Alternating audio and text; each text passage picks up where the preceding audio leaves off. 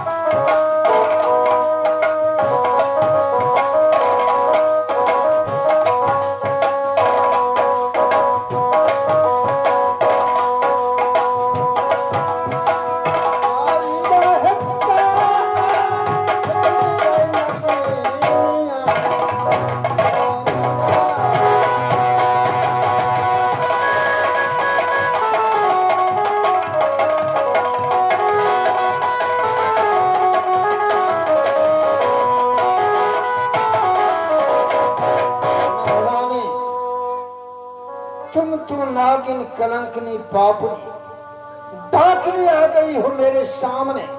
तूने मेरे कुल में कलंक लगा रखी। आज तक मैं कभी नहीं देखा था किसी माँ बहन को गर्भ से कान खापट पैदा लिया, लेकिन तुम जैसे नागिन डाकनी मुझे दंश करने के लिए आ गई हो। तुम चले जाओ मेरे सामने से, मेरे नजरों से दूर हो जाओ। तुम जैसे कलंकनी को अब मैं देखना नहीं चाहता, और तुम मेरे महलों से यानी मेरे नजरों से दूर हो जाओ।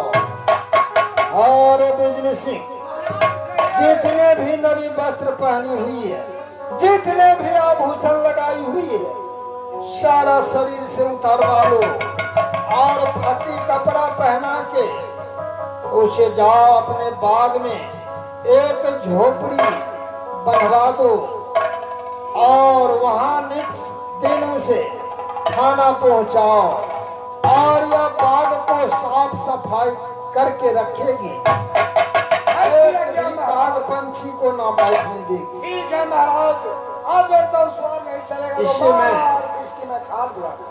क्या महारानी जी, यही होना चाहिए। इसे नजर से दूर कर देता हूँ। क्यों नहीं? ये महल में रहने लायक नहीं अब। क्योंकि सोमनाथ ऐसे कुलक्ष्मी तो कदा भी नहीं रहना चाहिए। एक गरीब का बेटी बिजली सी, सोचता था मैं रानी महारानी बनूं। अरे बिजली सी, अब क्या देख रहे हो तुम? ये कोई नहीं। इसे जेल से ले जाओ, राजा साहब के सामने से और मेरे भी सामने से। ठीक है महारानी जी, आप जा सकते हैं महाराज। ठीक है।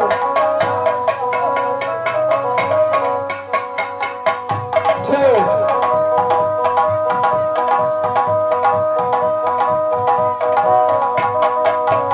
महारानी, तूने मेरे मुंह के ऊपर थप्पड़ मारा था, याद है? उस थप्पड़ को आज मैं बदला तुमसे बहुत ढंग से लेंगे। अब मार दे अब, मार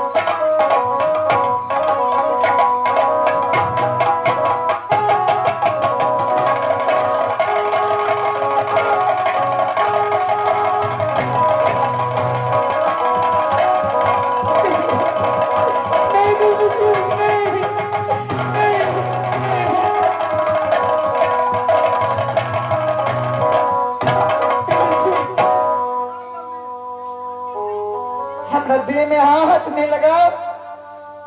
आके स्वामीनाथ ऑर्डर के लिए जे करे के लिए चलो हमारा स्थान में छुटिया सब सामान हम निकल के दरल छे।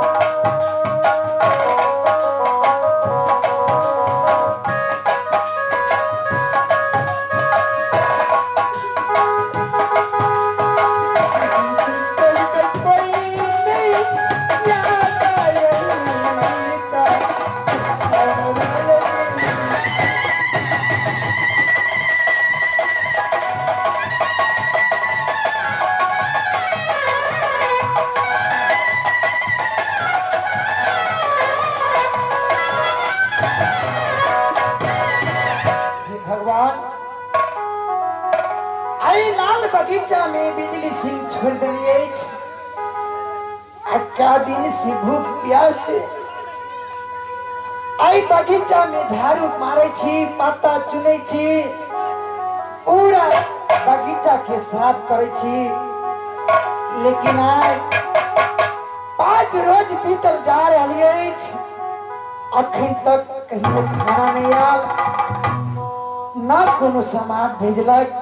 हे भगवान,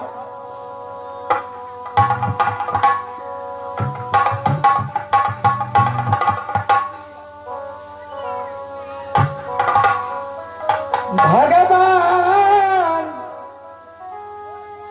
कोना कोना के दुनिया यहाँ चलिए पेड़ भूजी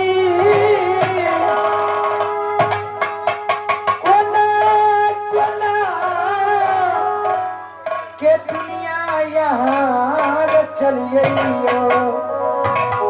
विधना लिखल पठोलिया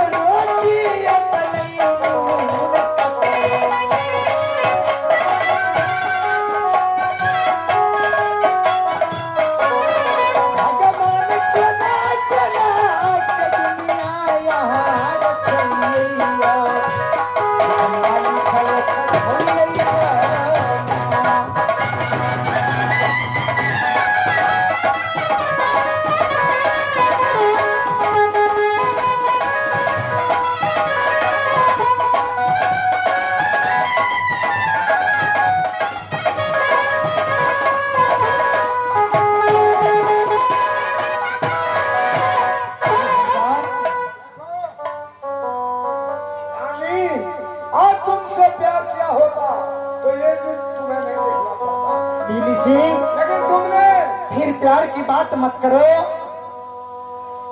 यह कुलमती कलर नहीं अभी भी गिरा नहीं है, चाहे मेरा सांस में प्राण रहेगा तब तक मैं झूठ नहीं सकती हूँ। ठीक है, तुम अपनी अकल त्यागी हो तो अब मेरे हाथों की पड़ गई हो। मैं जो कहता हूँ वही करो, खाना खाओ। तुमने बगीचे को बहुत साफ सफाई की है और यहाँ से तुम्हें जीवन भर फुर्सत नहीं मिलता है, इसलिए तुम्हें अभी राज दरबार का लालसा भूल जाओ, बस अपने को भूल जाओ। चलो चाय पियो, आती हो या मैं तुम्हें मार के खिलाऊं। जल्दी चाय पाओ।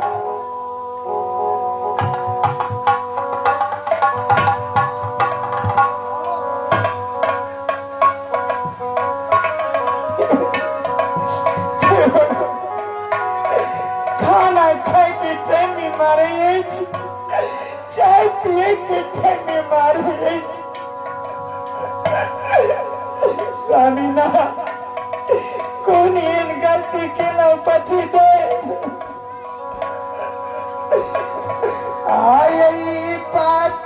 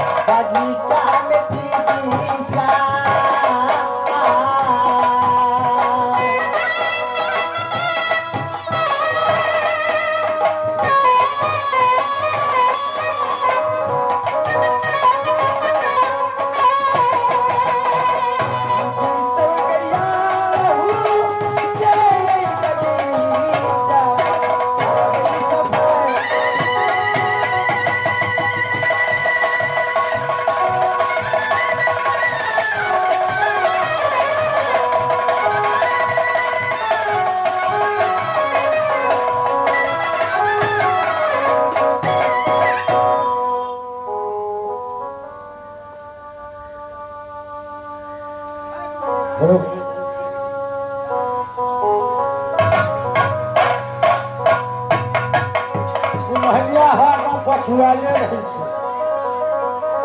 कुम्हलिया गए अहो चालिहाना हरि ये गति भी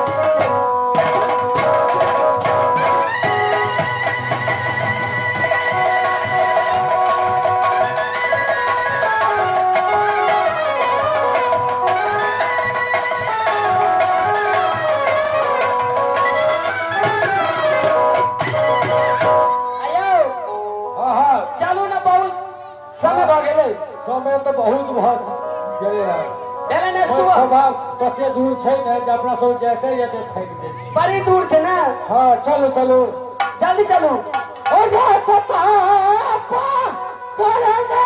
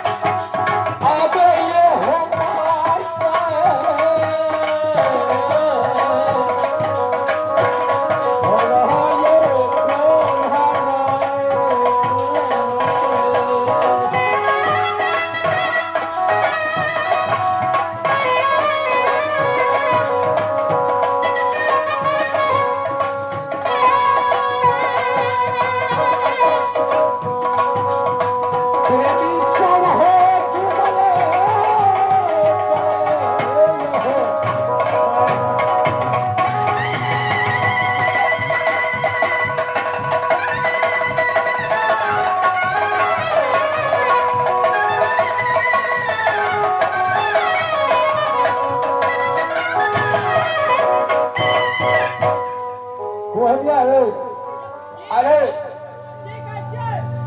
बैठ का भात पहुंच गए हम माइक खोले छे तुम पछिया रे हम माइक उठेबे रख पछिया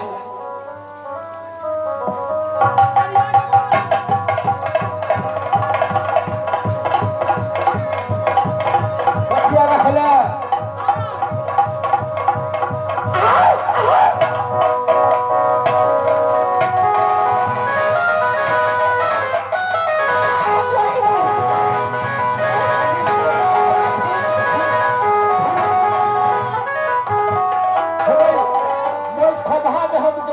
माइक खोना गेलिए तो भूत जगह कोने छले भूत छे अच्छा रहता फिर हम जैसे खोल देखिए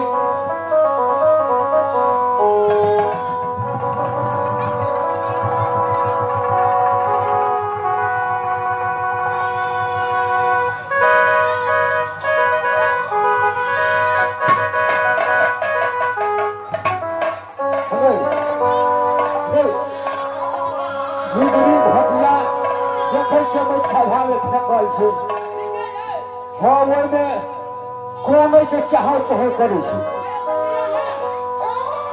अरे पकड़ू ने देखा देना में की सब छै